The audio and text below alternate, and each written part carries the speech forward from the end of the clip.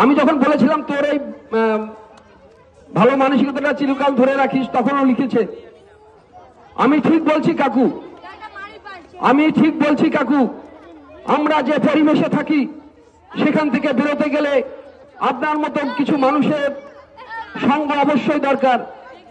কারণ আমাদের আশেপাশের পরিবেশ আমাদের সব সময় পিছু টানে, আর প্রত্যেক মানুষই নেগেটিভ দিকটাই আগে গ্রাস করে।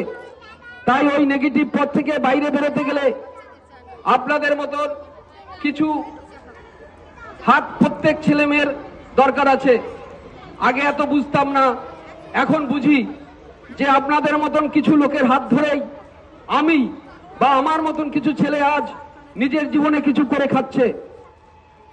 কে কে শুনলে জানি না, বোঝার চেষ্টা করো। এই পরিবেশে সে বড় হয়েছে।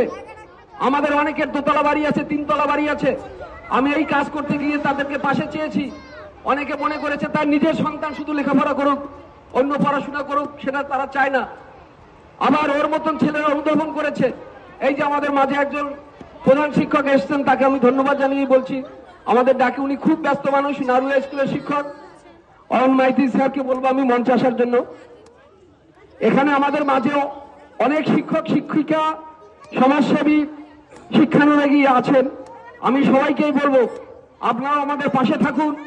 আমরা যে কাজ হাতে নিয়েছি খুব বড় নয়, কিন্তু আমরা চাই এই ছেলে মেয়েগুলো একদিন লেখাপড়া শিখে একদিন এই সমাজের মূল স্রোতে ফিরে আসুক। আর সেই লক্ষ্য রেখে প্রচেষ্টা এগিয়ে চলেছে। আপনাদের সকলের সহযোগিতা, পাশে থাকা আমাদের কাম্য।